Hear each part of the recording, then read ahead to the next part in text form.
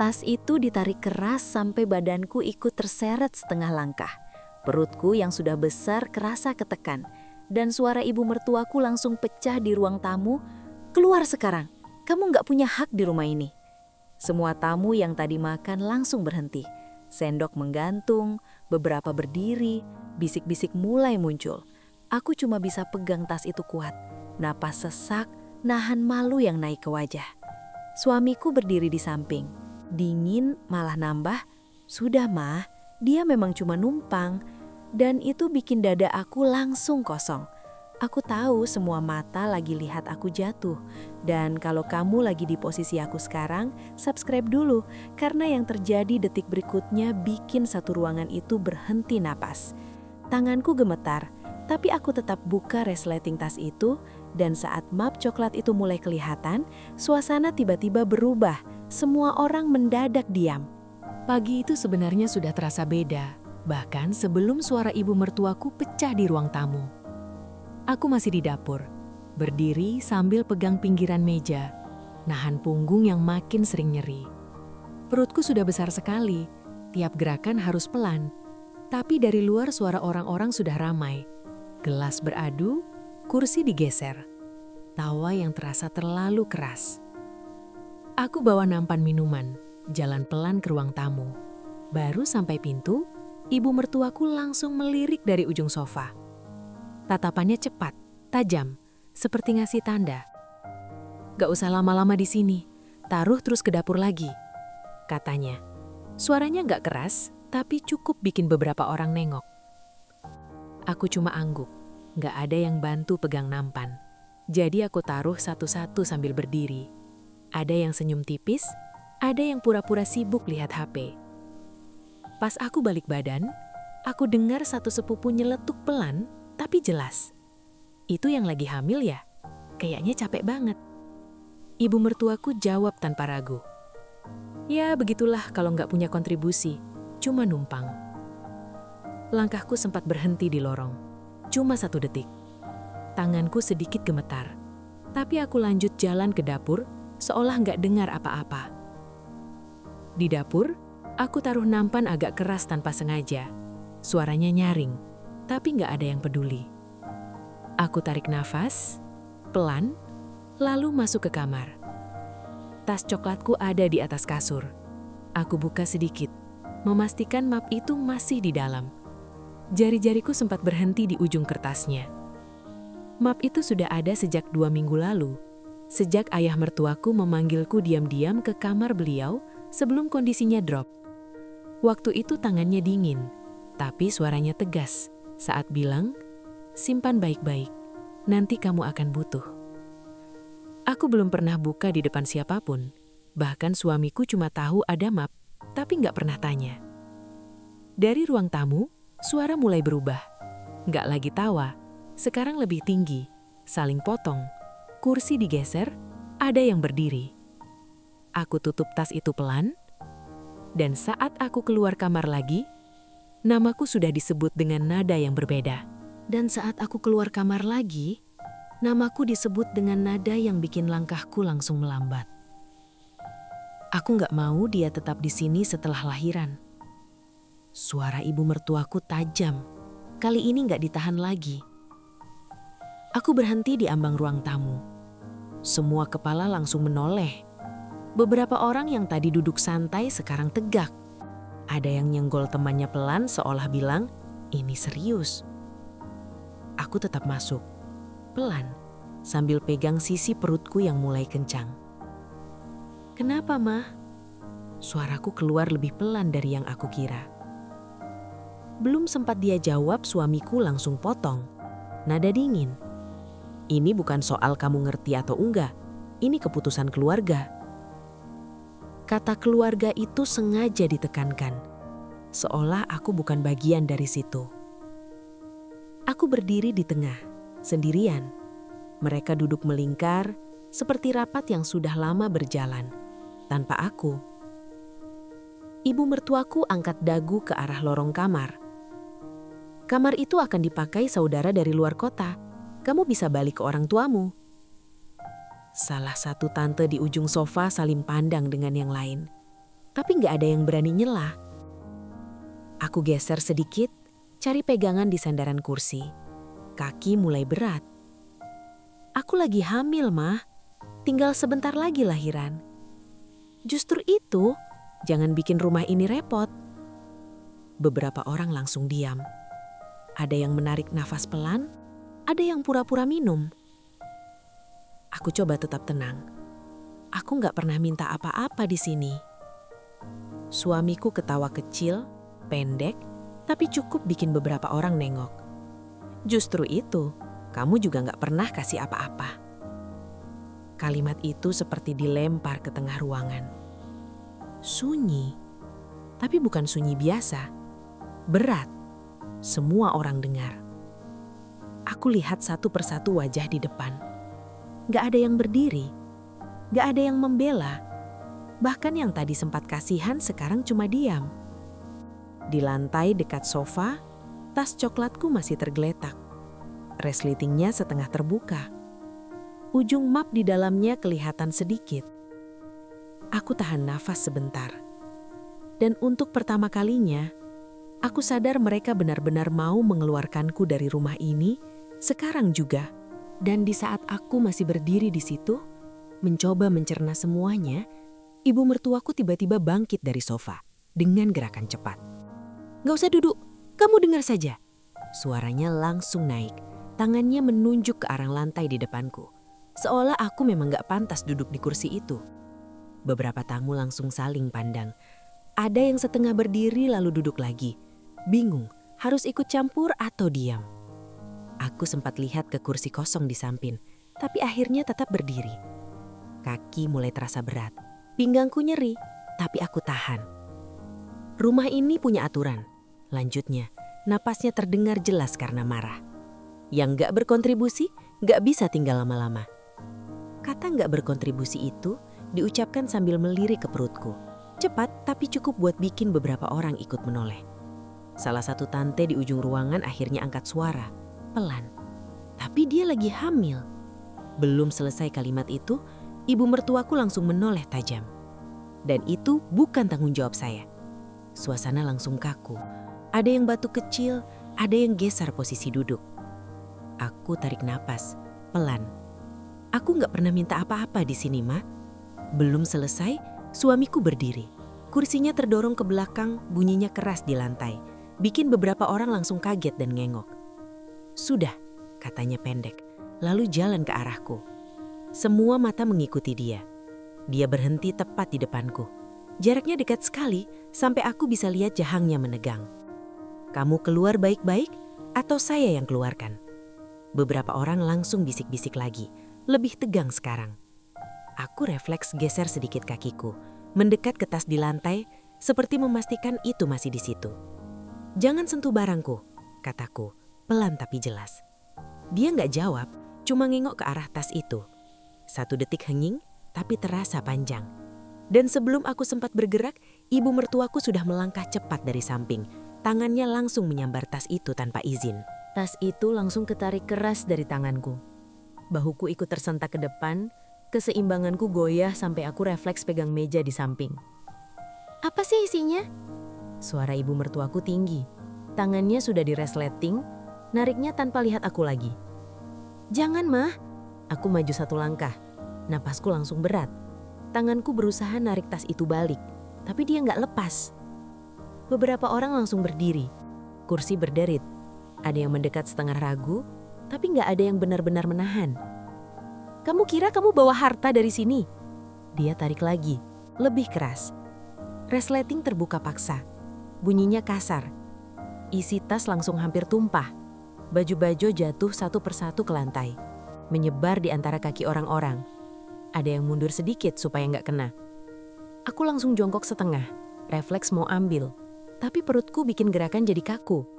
Napasku makin pendek. "Cuma ini." Dia lempar salah satu baju ke samping. Bisik-bisik mulai terdengar lebih jelas sekarang.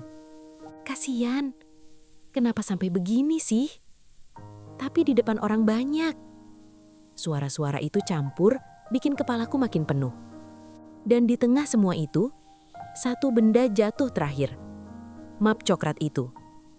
jatuh tepat di antara kami, gak jauh dari kaki ibu mertuaku. Semua mata langsung ke situ. Aku langsung berdiri lagi, meski sedikit oleng. Kasih ke aku. Suaraku gak keras, tapi cukup bikin beberapa orang diam. Ibu mertuaku lihat ke bawah, lalu ambil map itu dengan satu tangan. Gerakannya lebih pelan sekarang, tapi bukan karena hati-hati, lebih karena penasaran. Apalagi ini? Dia angkat sedikit, seolah mau tunjukkan ke yang lain. Aku maju satu langkah. Itu punya aku. Punya kamu? Dia tertawa pendek sinis. Dari mana kamu punya yang beginian? Tangannya sudah buka lipatan map itu, tanpa nunggu jawabanku. Aku berhenti, gak maju lagi. Sekarang bukan soal tasnya. Semua orang mendekat sedikit. Ada yang condongkan badan, ada yang berdiri di belakang sofa supaya bisa lihat lebih jelas. Suasana berubah, pelan tapi terasa. Dan saat jari ibu mertuaku mulai menarik kertas pertama keluar dari dalam map itu, ruangan itu seperti nahan napas bareng-bareng. Kertas pertama itu keluar dari map, pelan, tapi cukup bikin semua orang makin mendekat. Ibu mertuaku lihat sekilas, lalu berhenti. Tangannya masih memegang ujung kertas, tapi matanya mulai fokus membaca. Apa ini? Suaranya turun, gak setinggi tadi. Suamiku langsung maju satu langkah. Kasih sini. Dia ambil kertas itu dari tangan ibunya, agak cepat, hampir seperti rebutan. Aku cuma berdiri, gak bergerak. Nafasku masih berat, tapi kali ini bukan karena panik. Semua orang diam. Yang tadi bisik-bisik sekarang benar-benar nunggu. Suamiku baca cepat, matanya bergerak dari atas ke bawah, lalu tiba-tiba berhenti di tengah. Alisnya langsung mengkerut. Ruangan itu seperti ditahan. Nggak ada suara kursi, nggak ada suara nafas yang keras. Semua orang seperti ikut menunggu satu kalimat keluar dari mulutnya. Baca keras, aku bilang pelan. Beberapa kepala langsung menoleh ke arahku. Suamiku nggak langsung jawab, tangannya masih pegang kertas itu, tapi jari-jarinya sedikit kaku. Baca, aku ulang, kali ini sedikit lebih jelas. Salah satu om dari belakang menyahut, iya, biar jelas semua. Suamiku telan ludah. Lalu akhirnya mulai baca. Suaranya lebih pelan dari biasanya. Surat kepemilikan. Dia berhenti sebentar, seperti memastikan lagi tulisan di depannya. Beberapa orang langsung condong ke depan. Atas nama, dia diam lagi. Ruangan makin sunyi. Lanjut, ada yang dorong dari belakang. Dia tarik nafas pendek. Atas nama Sinta Rahmawati. Namaku. Bisik-bisik langsung pecah, cepat. Loh, itu nama dia kan? Serius? Ini rumah yang dimaksud? Aku lihat satu persatu wajah mereka. Yang tadi santai, sekarang tegang. Suamiku masih pegang kertas itu, tapi tangannya turun sedikit, seperti kehilangan pegangan. Alamatnya sama, suara seseorang dari belakang tiba-tiba masuk. Pelan tapi jelas. Coba lihat tanggalnya, yang lain menimpali. Suamiku balik kertas itu sedikit. Matanya bergerak lagi, lebih cepat. Lalu berhenti lagi. Rahangnya mengeras. Ibu mertuaku langsung maju, merebut kertas itu lagi. Gak mungkin. Tangannya gemetar saat membalik halaman berikutnya. Dia baca cepat. Terlalu cepat sampai beberapa kali harus ulang. Ini salah. Ini pasti salah. Suaranya mulai naik lagi, tapi sekarang ada nada panik. Di belakang, ada yang berdiri di ujung kaki. Coba lihat lebih jelas. Ada yang pegang sandaran kursi, condong ke depan. Nama notarisnya jelas, ada yang berbisik. Capnya juga ada, yang lain ikut. Suamiku mundur setengah langkah. Wajahnya berubah, pucat. Matanya masih ke arah kertas itu. Dan untuk pertama kalinya sejak semua ini mulai, bukan aku yang jadi pusat tekanan di ruangan itu. Ibu mertuaku masih berdiri di tengah, kertas itu di tangannya, tapi sekarang dia nggak lagi terlihat yakin. Tangannya bolak-balik halaman dengan gerakan cepat, seolah berharap ada bagian yang bisa membantah semuanya. Nggak mungkin, gumamnya. lebih ke dirinya sendiri. Dia tarik satu lembar lagi dari map, lebih dalam. Kertas yang lebih tebal, ada cap di pojoknya. Suara bisik-bisik makin ramai. Coba lihat capnya. Itu stempel notaris ya? Kok bisa? Salah satu sepupu yang dari tadi di belakang maju sedikit, mendekat. Boleh saya lihat? Tanyanya hati-hati. Ibu mertuaku sempat menahan, tapi akhirnya kertas itu diambil juga. Dia nggak melawan, lebih seperti kehilangan arah. Sepupuku itu baca pelan, matanya fokus, lalu berhenti. Dia angkat kepala sedikit, lihat ke arah yang lain. Ini sah, katanya pendek. Kalimat itu langsung bikin suasana berubah lagi. Bukan lagi kaget biasa, tapi seperti sesuatu yang benar-benar nggak bisa dibantah. Beberapa orang langsung duduk lebih tegak. Ada yang tarik nafas panjang, ada yang menggeleng pelan. Pak Hendra yang urus ini semua. Suara pelan dari belakang muncul, seolah mengingat. Yang lain langsung saling pandang. Aku masih berdiri di tempat yang sama. Nggak maju, nggak mundur. Ibu mertuaku langsung menoleh ke aku, cepat. Ini kamu dapat dari mana? Suaranya naik lagi, tapi kali ini ada retak di ujungnya. Aku jawab pelan. Dari ayah sebelum beliau meninggal. Beberapa orang langsung saling pandang. Pak Hendra, ada yang nyeletuk. Aku cuma angguk sedikit. Suamiku yang dari tadi diam akhirnya bicara, tapi suaranya nggak setegas tadi. Kenapa bukan atas nama saya?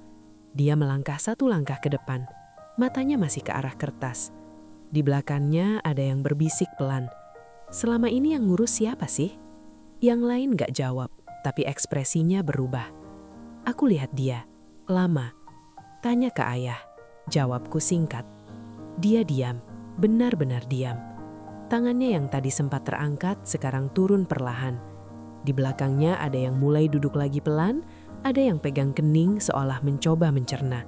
Sementara di tengah ruangan, map itu masih terbuka. Isinya belum habis dibaca. Dan di tengah semua orang yang masih terpaku sama kertas pertama, aku ambil satu lembar lagi dari dalam map itu. Tanganku gak gemetar lagi. Aneh, justru terasa lebih tenang. Ada surat tambahan, kataku pelan, tapi cukup bikin beberapa orang langsung nengok. Ibu mertuaku yang tadi duduk setengah jatuh di sofa langsung angkat kepala. Apalagi itu? Suaranya lebih kecil sekarang. Aku gak jawab. Aku lihat sekeliling sebentar, memastikan semua mata benar-benar ke arahku. Lalu aku arahkan kertas itu ke salah satu om yang dari tadi paling vokal. Baca saja, kataku sambil kasih ke dia. Dia ragu sebentar, tapi tetap ambil. Semua orang langsung condong ke arah dia.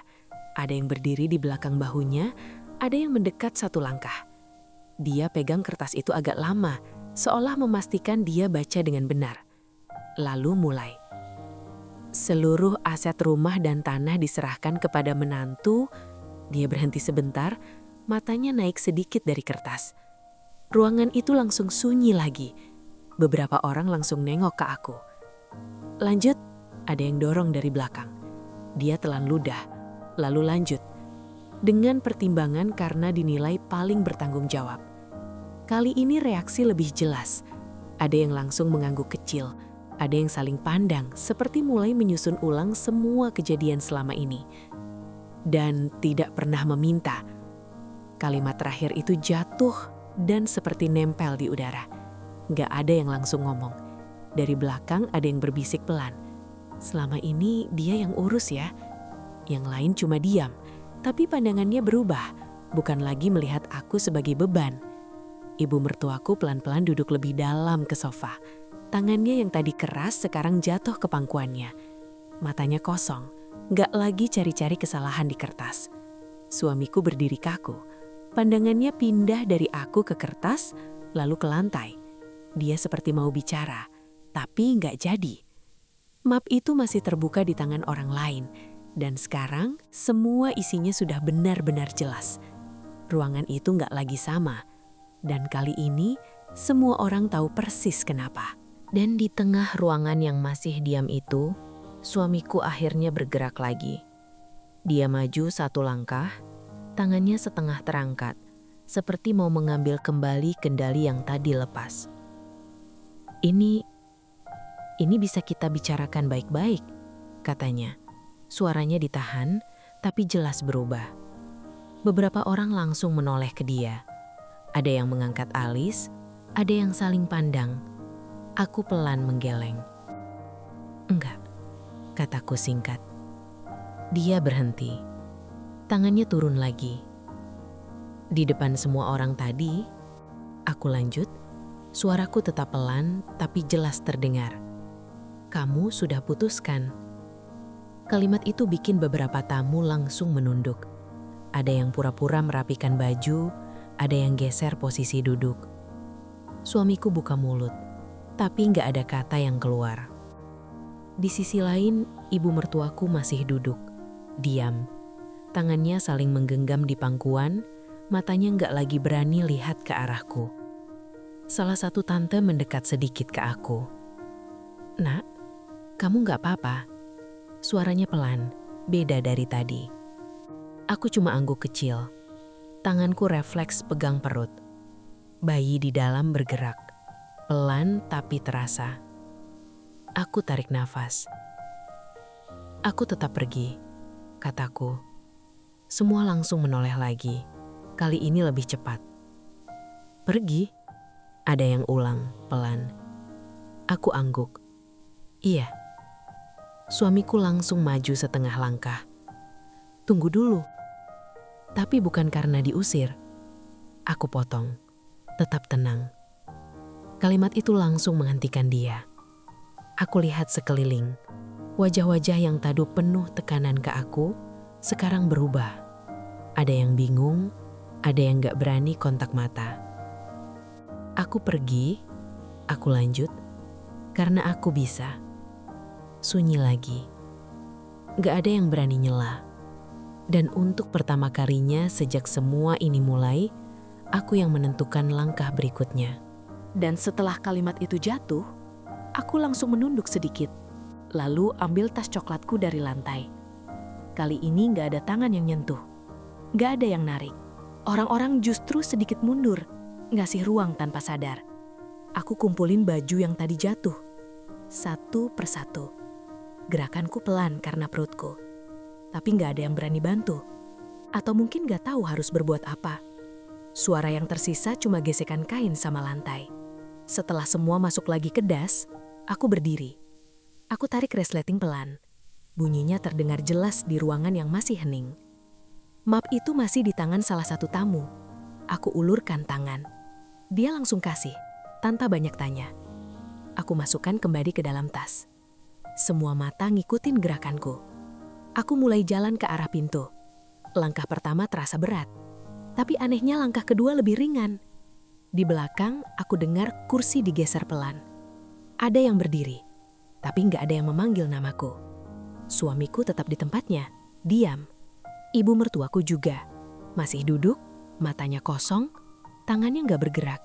Aku sudah sampai dekat pintu saat aku berhenti sebentar. Nggak lama, cuma 1 detik. Aku nggak menoleh. Nanti orang yang tinggal di sini, suaraku keluar pelan. Harus izin ke aku. Kalimat itu jatuh begitu saja. Nggak keras, tapi cukup. Di belakang nggak ada yang jawab. Nggak ada yang bantah. Nggak ada yang ketawa. Cuma diam. Aku buka pintu dan keluar. Udara luar langsung kena wajahku. Dan untuk pertama kalinya sejak aku berdiri di tengah ruangan itu, aku benar-benar lepas dari semua tatapan mereka. Aku keluar dari rumah itu tanpa ada satupun yang mencoba menahan. Pintu di belakangku belum sepenuhnya tertutup, tapi aku masih bisa dengar suara dari dalam. Bukan lagi suara marah, bukan juga suara perintah, tapi suara bingung. Ada yang bicara pelan, saling tanya, ada yang seperti debat kecil tapi tertahan. Kursi digeser lagi, langkah kaki berpindah-pindah, tapi nggak ada lagi yang berani menyebut namaku. Aku berhenti sebentar di halaman. Tanganku masih pegang tas itu erat. Napasku pelan mulai turun, meski dada masih terasa berat. Dari celah pintu yang belum rapat, aku sempat dengar satu suara. Jadi, sekarang gimana? Nggak ada yang langsung jawab. Aku turun 1 anak tangga, pelan. Kakiku masih pegal, tapi sekarang bukan karena takut. Di dalam, suara ibu mertuaku akhirnya terdengar lagi. Lebih pelan, bahkan seperti hampir gak percaya. Itu benar. Seseorang menjawab, lirih. Semua ada capnya. Lalu diam lagi. Beberapa detik setelah itu, suara lain masuk. Lebih pelan. Berarti selama ini kalimatnya gak selesai. Aku jalan ke arah mobil. Setiap langkah menjauh dari rumah itu terasa aneh. Ringan, tapi juga kosong. Aku buka pintu mobil. Duduk perlahan. Tanganku otomatis pegang perut. Bayiku bergerak lagi, pelan. Aku tarik napas panjang. Dari dalam rumah, suara masih ada. Tapi sekarang beda. Gak lagi tentang aku. Tentang mereka, yang baru sadar semuanya sudah berubah. Ada suara kursi diseret lagi. Ada yang mencoba menyalahkan pelan. Ada yang mencoba membela tapi gak kuat. Lalu hening lagi. Aku buka tas. Lihat map itu sekali lagi. Kertas-kertas di dalamnya masih rapi. Gak berubah.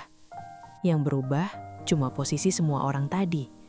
Aku tutup tas itu lagi. Gak ada rasa ingin balik. Gak ada juga keinginan membalas. Yang tadi terjadi sudah cukup. Mereka lihat sendiri. Di depan semua orang. Tanpa aku harus jelasin panjang. Siapa yang selama ini mereka remehkan dan siapa yang sebenarnya pegang kendali. Dan yang paling terasa, justru bukan saat aku bicara. Tapi saat ruangan itu benar-benar diam. Dan gak ada satupun dari mereka yang bisa mengubah keadaan lagi.